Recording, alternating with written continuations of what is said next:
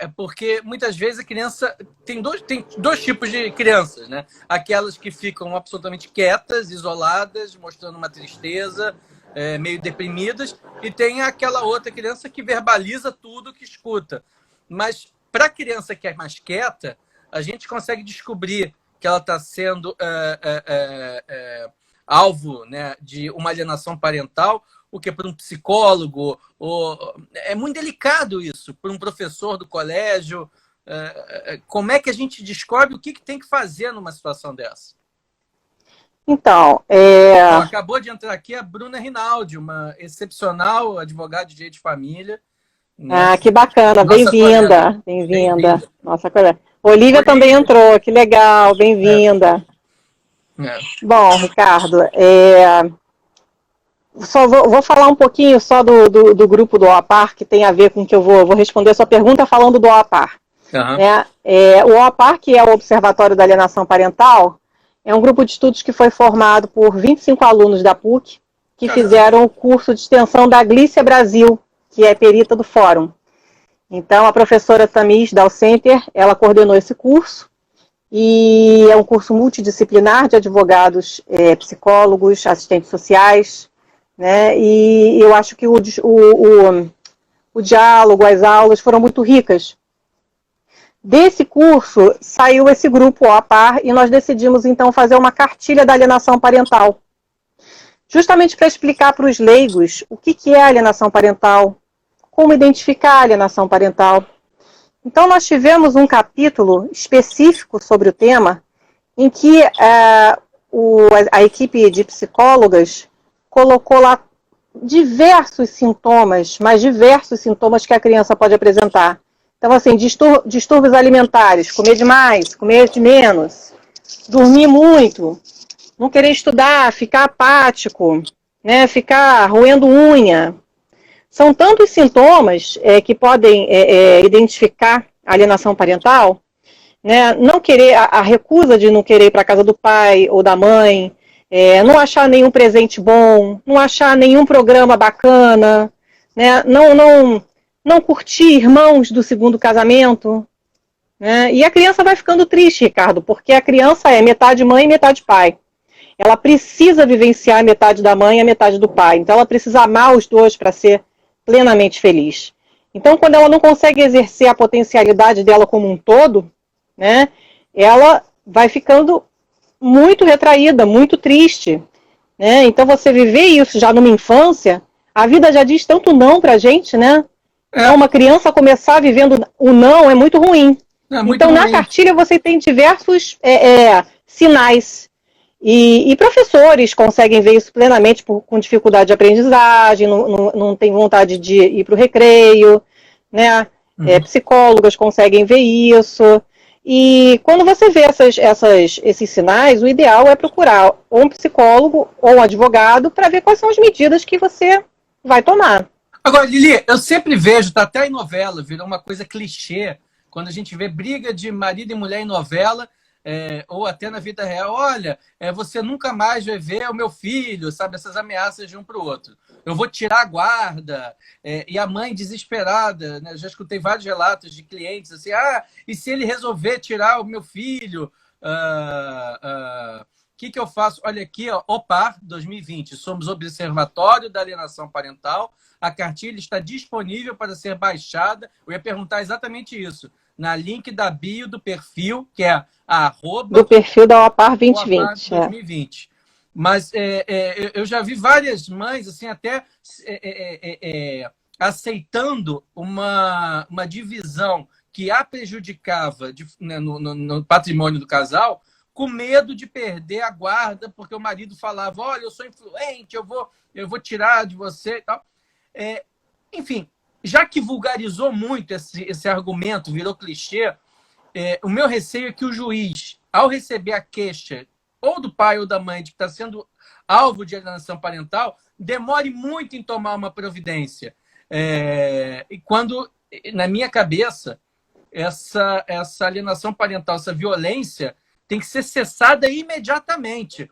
O que se pede? O advogado de família, ele pede para que seja interrompida a visitação, que se suspenda Como é que funciona isso no dia a dia? O pai que reclama pede para que o outro pare de visitar imediatamente, ou a visita se dá junto de alguém de confiança do outro lado, né? Junto, acompanhando? Uhum.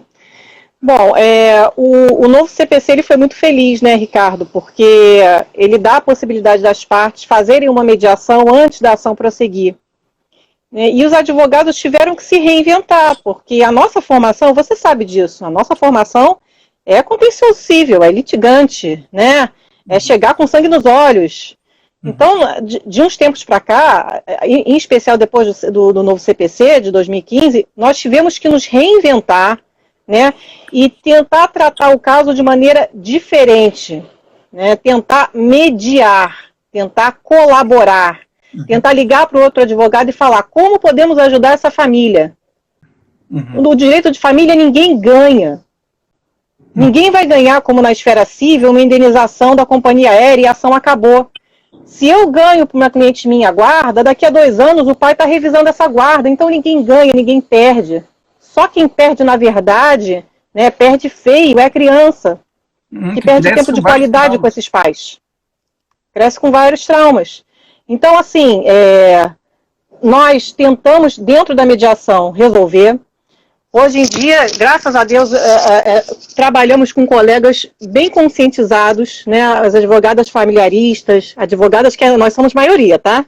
Mas os advogados familiaristas também. Você sabe que eu sou amigo e ela me convidou no início do programa dela, a Tata Werneck, me convidou para ir lá no programa dela, e que tem um quadro chamado Conversa com o Especialista. E aí ela vai conversar com a advogada e faz um monte de brincadeira e tal. E uma das perguntas em tom de brincadeira que ela fez é se a OAB usa OB. E aí eu respondi que usa, porque o número de advogadas mulheres se não está igual, se não está maior, está praticamente quase igual ao de advogados homens. A carreira da advocacia, né, ela é hoje uma profissão feminina. O número até de magistrados, magistradas, promotoras, defensoras, também se não ultrapassou o número de homens, né, tá ali pau a pau. É verdade. Girl power, né? Exatamente. Mas temos maravilhosos advogados, né, que estão conosco, né, lá no escritório também. Então, enfim, foi só para te provocar. Mas eu sei que você não você é do clube, né? Do nosso clube, Ricardo. Você é nosso maior defensor, eu sei disso. Mas, voltando, então a gente tem realmente a mediação, a gente tem as práticas colaborativas que vieram com força, que a Olívia, né, é a nossa maior representante aí, nossa guru, né, já fez diversos cursos de capacitação. Vários profissionais do direito já se capacitaram por causa dela, que tomou a iniciativa. Então, para evitar a alienação parental, você tem que ter uma postura de conciliação. Porque se você for para a briga, você vai demorar 2, 3 anos. E até você chegar num estudo psicológico ou social, a criança que tinha 11, de repente já é um adolescente de 15. De repente já é um adulto de 19, aí perde, né? Perde o interesse, perde interesse, né? Nós temos, inclusive, um caso no escritório, né, de um rapaz de 16 para 17 anos. Então, assim, e não tem sentença ainda, esse processo começou quando ele tinha 12 anos de idade. E ele chegou para mim, eu perguntei, você quer ver seu pai? Hoje eu não quero mais. Eu não quero mais ver meu pai. Porque já chegou num ponto, e era o pai que alienava. E o pai alienava. Entendeu? Eu falei assim, mas é tão importante você ter um pai. Vamos tentar uma conciliação. E aí o juiz perguntou para ele, quando é que você quer ver o seu pai? Quando eu quiser. Eu não quero mais regras com meu pai. É triste ouvir isso. É triste. Então o tempo, sabe, Ricardo, é um vilão pra gente, né? Para nós que lidamos todos os dias com isso. Então, a gente fica muito feliz quando a gente consegue um acordo, nem que seja um acordo que demore 2 meses, 3 meses, 6 meses, que vá pouquinho em pouquinho. Eu digo que é um mingau que a gente come pelas beiradas. Consegue um final de semana, depois ajusta feriado, depois ajusta o aniversário, depois melhora a convivência, muda a convivência. Eu falo muito que a gente tem que fazer test drives. Uhum. Agora, tudo isso é para evitar alienação. Aqui as coisas devem ser ditas, né, de forma transparente. Nós, advogados, pelo menos o nosso escritório, ele tem essa consciência de tentar sempre partir para uma prática colaborativa com o outro lado, ou seja, tentar no diálogo, até porque o judiciário está soberbado de causas e não consegue dar conta delas, uma solução rápida, né? Então a gente tem essa visão. Mas é curioso e chato aquele cliente que vem e fala, olha, eu estou vindo aqui e eu quero que você brigue e eu não vou ceder em nada. E aí a gente passa a ser psicólogo do cliente, falando para ele que ele só perde, né, se ele ou ela, cliente, né, insistir nesse jeito de ser intransigente, brigar por brigar. Né? É curioso, porque também tem esse outro lado, e o advogado fica naquela situação, né, de ter que amolecer os corações mais duros. Agora, Lili, exatamente. Me diga uma coisa, que é curioso. A lei de alienação parental me parece que é recente, mas mesmo assim, vocês, né, que eu digo que trabalham, que entendem, que estudam parece que estão querendo que haja uma alteração nessa lei. Por quê? Então, é uma discussão, né, que infelizmente tem estado muito presente, né, e que nós colocamos na nossa cartilha também, que é um mito, dizendo que a lei da alienação parental, que completa 10 anos agora em agosto, ela seria uma lei que protege pedófilo. Por quê? Porque quando você tem uma possibilidade de abuso sexual e você coloca essa desconfiança para o juiz, na dúvida, pró-criança. Então ele vai afastar aquele pai abusador, pseudo-abusador, ou uma mãe pseudo-abusadora, e aí, Ricardo, a gente volta para o fator tempo, até fazer um estudo social e psicológico. Esse pai vai ficar sem ver a filha ou o filho durante 2 anos? A mãe vai ficar sem ver o filho e a filha durante 2 anos? Uma visitação acompanhada, às vezes, em shopping, às vezes em pracinha. Isso sem falar que aquela criança vai saber que não está com aquele pai e com aquela mãe porque abusou, porque foi abusada. Isso é muito ruim, ainda mais se for uma falsa memória que o outro genitor incutiu. Né? Tem muita mãe e pai que induz, tipo, como é que foi o final de semana, meu filho? A gente foi à praia. E aí? Voltaram para casa? Voltamos. Poxa, papai te deu banho? Deu. E ele limpou o bumbum? Limpou, mamãe. E doeu, meu filho? Tá vendo? Isso aí é assédio. Doeu? Doeu? Pronto. Aí o cliente já te liga, olha, teve um abuso, meu ex-marido, entendeu? Pegou no bumbum do meu filho, eu não quero mais que ele veja. E isso, às vezes não, muitas vezes, Ricardo, devasta uma família inteira. Não, tem filmes sobre isso. Tem filmes e várias situações que já aconteceram em tempos de fake news, inclusive. Enfim, não é uma relação de família, uma relação comercial, mas aquela história da escola base, que de repente uma fofoca falou que os diretores da escola eram pedófilos e quase foram linchados, e a situação, isso é muito sério. Aí eu pergunto, o advogado de família, ele também, além de ir para as varas de família numa situação dessa, relatar o fato para o juiz de família, ele também parte para a área criminal por uma calúnia, difamação? Tem muitos escritórios de direito de família que já têm parcerias com advogados criminalistas para entrar ou na DECAV, né, com uma queixa de abuso sexual, ou então no juizado da mulher com a Lei Maria da Penha. Ou seja, parcerias. Já vamos deixar aqui armado a questão. É horrível essa forma de advocacia, é muito feia. A gente tem que ter conscientização que a gente está acabando com famílias. Mas aí, só para voltar ao raciocínio, Ricardo, o que acontece? Depois de um estudo social e psicológico, verifica-se que não teve abuso, que o pai simplesmente limpou o bumbum da criança, sem malícia alguma, praticou os atos de cuidado. Uhum. Aí pode ser que o juiz inverta a guarda, mas não necessariamente, porque o pai pode ser advertido, o pai pode perder um período de convivência, entendeu? Uhum. Inversão de guarda é uma das últimas medidas. Mas aí, o que as pessoas mal informadas falam? Não, o laudo não verificou, mas ele é abusador. Eu perdi a minha guarda pro pedófilo, eu perdi minha guarda pro abusador. Você não perdeu a guarda pro abusador. Os laudos periciais são muito sérios. Eles são feitos dentro da boa técnica. São diversas as técnicas para você ver se uma criança foi abusada. Se a criança, por exemplo, senta no colo de um pai, numa dinâmica dentro do setor de psicologia, isso foi colocado pela professora Glícia. Já existe um indício que essa criança não foi abusada, porque ela se sente bem naquele colo. Ela se sente acolhida naquele colo. Uhum. A criança também, por mais que ela sinta o prazer, quando ela é estimulada, porque ela não tem malícia, ao mesmo tempo ela acha aquilo estranho, e ela vai crescendo achando que aquilo é estranho.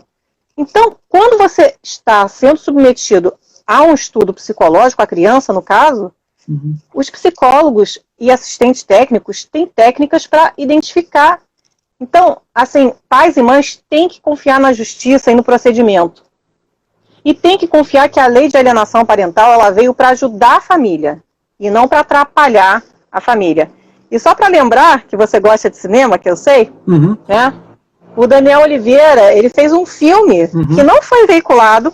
Ele era um professor de natação e ele tinha uma super amizade com um garotinho. E vem uma história, né, de que ele, de repente, pode ter abusado do menino, mas ele só estava ajudando o menino a trocar de roupa. E era um menino que vinha de uma história de divórcio e tudo mais. Aí, a mãe, quando acha isso, ela pega e coloca no grupo de mães. Eu acho que o professor de natação abusou do meu filho. Gente, enfim, você sabe, mas não sei se todo mundo sabe, eu serei pai nos próximos 10 dias. Né? Baby Alain! Ontem fomos a obstetra e ela disse, olha, não passa do dia 14. Mas o negócio que eu tenho já...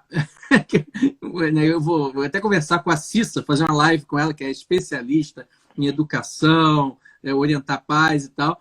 Eu tenho um certo medo do grupo das mães do WhatsApp. Porque eu acho que eu vou virar, entre aspas, uma mãe histérica no grupo das mães.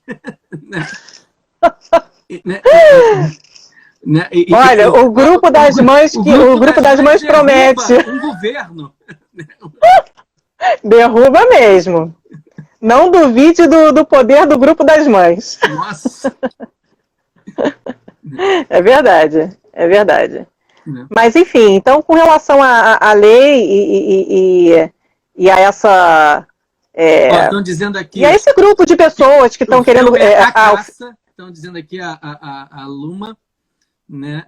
É a Luciana Magalhães, lá de Recife. Ela é psicóloga, Ana super psicóloga. Flores, né, Ana Flores, psicóloga, do APAR. Beijos. A Rafaela Lino aqui acompanhando nossa primeira live. Nossa amiga. Né? Mas desculpa, eu interrompi. Luana também. Então, e o judiciário tem bons peritos, psicólogos para conseguir avaliar os peritos são bons. As peritas são boas, os peritos são bons, mas eles estão em assim, um número muito pequeno. Se não me engano, são 6 ou 7 que a Glícia comentou. Caramba. E não dá conta, Ricardo. Não dá conta. Imagina, na capital, 6 ou 7. Na Barra, por exemplo, as juízas já indicam peritos pagos. Como acontece, por exemplo, numa revisão de contrato, né, que você vai indicar um perito. Os peritos, eles são pagos. Mas como existem peritos que são de graça, né, porque já trabalham no tribunal, ficou aquele círculo vicioso de que tem que ser o perito do ETIC. E não tem. Muitos pais têm condição financeira de pagar um perito indicado pelo juiz de confiança dele. Né? Então, eu acho que, assim, muitos casos deveriam também ser indicados para peritos terceirizados, vamos dizer assim, para que o ETIC possa dar conta. Porque, infelizmente, hoje o ETIC ele fica super assoberbado de trabalho. É a equipe de psicologia do fórum. Entendi. Onde ficam os peritos psicólogos. Uhum. Então, eles são bons? São bons. Mas hoje eles estão assoberbados de trabalho. Entendi. E me diz uma coisa, Lili. Mudou o cenário da alienação parental do início da pandemia para cá? Você e o seu grupo tem sentido alguma mudança? Aumentou, diminuiu a alienação parental? Como é que está sendo esse convívio mais intenso nesse período de pandemia entre as famílias? Mais brigas? Olha, Ricardo, mais brigas ou menos brigas, né? Bom, eu tenho a felicidade de te dizer que a nossa equipe, né, conseguiu muito mais acordos do que brigas dentro dessa pandemia. Justamente porque foi um esforço nosso e também dos advogados das outras partes de buscar uma composição no meio desse caos que a gente está vivendo. Não só a pandemia, né, na área da saúde, como esse pandemônio aí político que a gente está vivendo, né? Infelizmente, hoje não tem respeito ao próximo, essa que é a verdade. Então, o vírus está aí, as pessoas não se cuidam, e é claro que a gente quer proteger as crianças e os adolescentes. Então, houve um entendimento dos juízes, né? Isso foi colocado muito nos encontros do IBDFAN, de que, na dúvida, suspende a visitação, porque os juízes também eles não se sentem responsáveis caso aconteça alguma coisa, caso liberem o convívio de um pai ou de uma mãe que não detém a guarda física. Mas, por outro lado, muitos pais e mães, justamente no momento difícil, eles se conscientizaram para fazer acordos, né, em que você usa todo o cuidado de máscara, luva, álcool gel, vai de carro, volta de carro, para os filhos não deixarem de conviver. Agora, e aí você tem aquela minoria, né, Ricardo, que realmente usa a pandemia para alienar mesmo. Uhum. Né? Então, infelizmente, teve casos em que mães e pais retiveram as crianças, não deixaram outro pai ver, não quiseram conversa, e aí você vai, né, faz o pedido e aí você tem a suspensão do juiz. Então, é muito triste isso, né? Porque tem criança que está 3 meses sem ver o pai. Mãe pro pai, entendeu? E avô? Também, avô, então... Considerando que está proibido por conta, né, porque é grupo de risco. Mas fora do período de pandemia, a gente acho que já conversou no início, só queria deixar isso bem marcado. A alienação parental sempre nos remete a crianças, mas existe alienação parental de adultos, de senhores, senhoras. A gente tem que... pode ser aplicada para adulto ou só para criança? A lei da alienação parental. Alguns, eu digo sempre, né, que uma das minhas valiosas lições do mestrado com a professora Heloísa Helena foi trabalhar os conceitos, ter muito cuidado com os conceitos. A alienação parental está prevista em lei, e no conceito da alienação parental, o sujeito passivo é a criança. Então, é a criança que vai ser vítima de alienação parental. Está lá. Então, na minha concepção, o idoso que sofre alienação, essa alienação é uma alienação familiar. Tá. E aí você vai para o Estatuto do Idoso, que garante ao idoso a convivência familiar. E convivência familiar é estar com filhos, é estar com netos. Porque a família é um único sistema. Então, claro que você pode usar a lei de alienação parental por analogia e, de repente, pedir para que seja determinada uma advertência de um filho que não deixa o pai ver, né, o pai dele ver o neto. Claro que sim. Você pode pedir uma advertência, você pode pedir uma multa, mas a lei de alienação parental, a vítima é a criança. A gente tem que deixar isso sempre bem claro. E contra os idosos, a alienação é familiar. Entendi. E, assim, existem algumas situações, mas que são do dia a dia e que será que eu poderia configurar isso como alienação parental? Por exemplo, a gente tem visto muitas brigas. Ah, ele é de esquerda, ele é de direita. Nas eleições isso aconteceu muito. Brigas de casais que têm religiões diferentes. Ele é de uma religião, ela é de outra religião. Casais que têm times diferentes. O fato Flamengo e Vasco. Flamengo e Vasco. Flamengo e Vasco. É uma besteira você acusar um ou outro de alienação parental porque está falando mal de time, de opinião política. Ó, tá vendo? O teu pai é um esquerdista, a sua mãe que é de direita. Isso é alienação parental? Poderia? Ou é uma besteira do dia a dia? Não pode configurar. Quando que é uma alienação parental? Olha, Ricardo, eu acho que você pode usar isso sim como uma alienação parental, porque eu volto a te dizer, a criança, ela é 50% pai e 50% a mãe. Se você nega 50% dessa criança, você está negando ela mesma. Então, eu vou até contar uma história de uma amicíssima minha, uma amiga irmã. Não falar enquanto a criança não tiver maturidade. É você dar à criança o direito dela escolher. Então, a minha amiga é flamenguista, roxa, o pai, um vascaíno roxo, os dois completamente alucinados por futebol. Me lembro que no casamento deles tocou os dois hinos, tá? Uhum. E eles tiveram cuidado de o filho crescer e ele escolheu o time. Acabou escolhendo o Flamengo, né? E hoje ele é um Flamengo doente. Uhum. Tem o cavalinho do Flamengo e tudo mais. Agora, se o outro pai fosse dizer, porque você não é Vasco, por isso e aquilo, a criança vai ficar triste. Mas esse pai não fala isso. Uhum. Por quê? Porque senão a criança fica bipartida, ela se culpa por amar o Flamengo. Foi até interessante você colocar essa questão. Porque se o Flamengo ganhar no domingo, ele não pode chegar pro pai e falar, pai, que golaço, hein? Não pode. E ele quer comentar com o pai. E a mesma coisa, pai, eu fui num super passeio com a mamãe. Eu não gosto desse lugar, meu filho.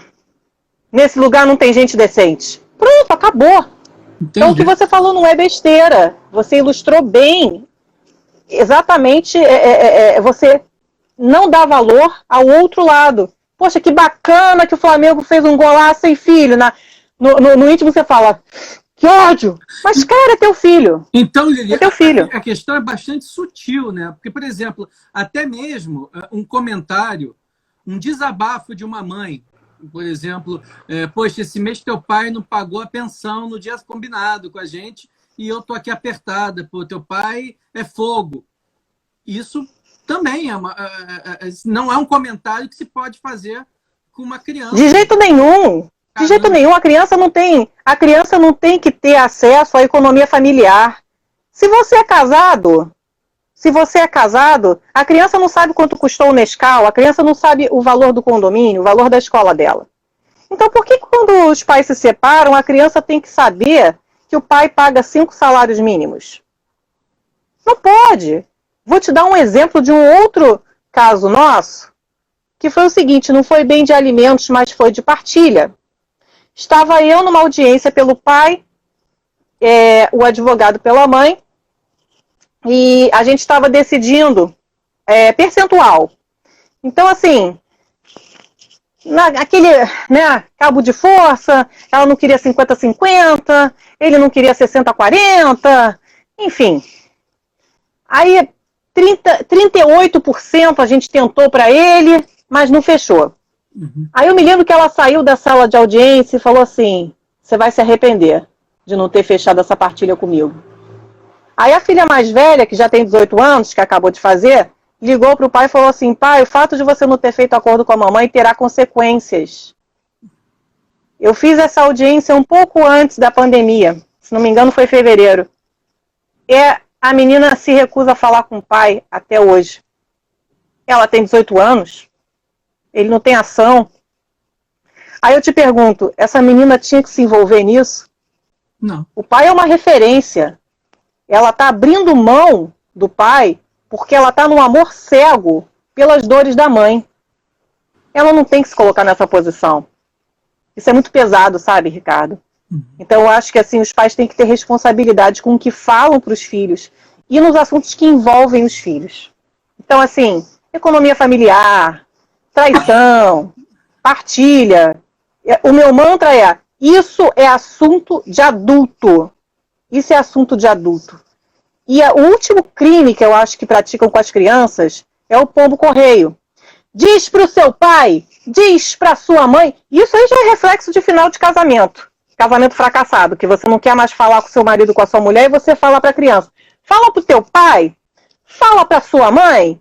Só que isso piora depois que as casas estão separadas. Que aí o pai não quer falar com a mãe, fala, ó, fala para sua mãe isso, fala para o seu pai. Olha a responsabilidade, às vezes, de uma criança de 8 anos, de 10 anos, de ter que levar para o outro.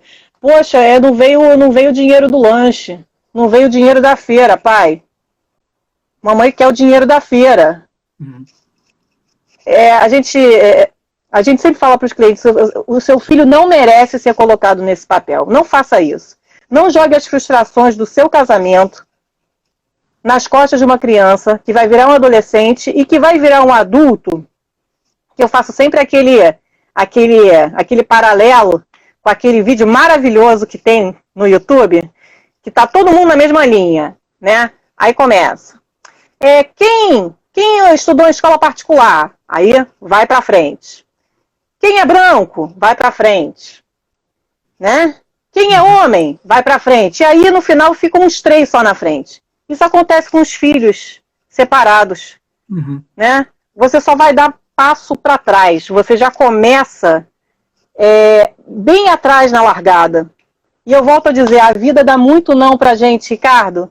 Se os nossos pais dão não pra gente, a gente já começa muito mal. Então, isso eu tento sempre conscientizar os nossos clientes disso. A gente tem que tratar eles com amor. Que é assim, com essa prática colaborativa, que a gente vai levar isso em frente. Volto a dizer, nós, na área de família, a gente pensa de um jeito. Na área civil, a gente pensa de outro jeito. A gente quer indenização, a gente quer revisar o contrato, a gente quer ganhar, a gente quer o melhor para o nosso cliente, porque ali é dinheiro. Direito de família é muito mais do que dinheiro. E a gente tem uma responsabilidade nisso também. Poxa, Lili, que falas. E foi muito ilustrativo para mim. Você vê que a gente trabalha junto todos os dias, almoça, né, junto, mas... almoçamos hoje, né? Almoçamos hoje, né, com a sua... Tivemos essa ideia, você... Com a devida distância, tivemos essa ideia. Com a devida distância. Mas esse é um tema no meio de muitos outros temas de direito de família. Como eu estava dizendo, hoje foi uma experiência que a gente está fazendo, a gente pretende fazer essas lives lá pelo Instagram do escritório, que foi aberto recentemente, mas lá ainda tem poucas pessoas, acho que tem 400 pessoas, né, que é o @Cândido de Oliveira Advogados. Né, e pegar esse vídeo também, que é muito ilustrativo, para mim foi, né, e colocar no YouTube, de repente no canal do escritório, para quem tiver interesse de se aprofundar e fazer perguntas por lá mesmo, por aqui, né, e quem sabe um podcast. Né? Quem sabe um podcast. Quem sabe um podcast. E vamos convidar também colegas nossos, a Olivia aqui, que ouviu tudo direitinho, participou, outras pessoas, outros profissionais também, que têm esse mesmo, que são da nossa enfermaria, né? Que são do nosso, que conversam, que são a favor do diálogo, para conseguir construir algo que seja ganha-ganha, os dois lados ganham, né? Que seja, né, de forma, a solução que o advogado dê para o seu cliente seja favorável para ambas as partes. Poxa, completou aqui uma hora, que é o tempo aqui que o Instagram faz. Adorei essa experiência. Eu também. Vamos torcer aí. O fórum está voltando às atividades, quer dizer, ele nunca parou, os processos eletrônicos estavam lá correndo, agora vão ter audiências virtuais. Hoje já teve uma audiência, no escritório já fez uma audiência que é feita de forma virtual, mas todo mundo está aprendendo isso, os juízes, defensores, promotores, os advogados. É um novo modelo, né, de viver o dia a dia, viver essa profissão depois da pandemia. E eu acho que é importante a gente também ter esse bate-papo e trazer mais gente para conversar. Eu não sabia muita coisa da alienação parental que você colocou hoje aqui. De repente a gente faz uma alienação parental parte 2. Parte 2. Eu agradeço a oportunidade, adorei a sua ideia. Estou aqui estreando nas lives, estou super feliz, né? E obrigada pelo carinho de todo mundo, eu estou lendo as mensagens. Obrigada, eu e Ricardo estamos assim super contentes. Não esperávamos uma audiência tão grande para essa terça-feira, né? Pois é. E assim, a próxima... Você lá no escritório ficou encarregada de fazer, porque agora todo mundo quer fazer agora todo mundo quer fazer. Né? Então, sim. O André Dalalana, que entre outras qualidades... Entre as 1001 utilidades... É um excepcional advogado trabalhista, e agora, no tempo, nesse período de pandemia, muito problema trabalhista vai acontecer. A gente tem uma equipe trabalhista no escritório muito forte, né, da qual eu tenho um orgulho tremendo. Né? Eu sempre falo, olha, eu acho ótimo o meu escritório, porque se eu tivesse um problema, precisasse de um advogado, eu entregaria a causa da minha mãe, que é uma pessoa, né, assim, que você tem todo o carinho do mundo, a causa do meu futuro filho, nas mãos de um advogado lá do escritório, porque eu sei que sempre não é, né, como é que elogio em boca própria é vitupério, mas é porque, além de ser uma equipe muito preparada, são amigos, pessoas que gostam do convívio, é um ambiente muito saudável, né? Turma do Cândido de Oliveira Advogados. Eu fico até emocionada quando você fala isso, porque, assim, eu sou time Cândido de Oliveira Advogados, né? Eu sou o Cândido de Oliveira Advogados e eu honro muito, tenho muito orgulho de dizer que eu trabalho levando o nome do Dr. Cândido à frente. Meu mestre, né? Minha inspiração, meu amorzinho no meu coração, que deixou a gente esse ano, mas que inspira a gente todos os dias, né, Ricardo? Todos os dias. Então é isso, vamos aqui despedir das pessoas, enfim, perguntas e dúvidas. Lili ou eu passo para Lili as perguntas e a gente vai trocando essa energia entre nós dois e entre a galera do Instagram. Isso aí, agradeço a presença de todo mundo, adorei as mensagens, obrigada, gente, obrigada, Ricardo. Valeu, boa noite. Boa noite. Fabiana, beijão. Beijo. Tchau, tchau. Tchau, tchau.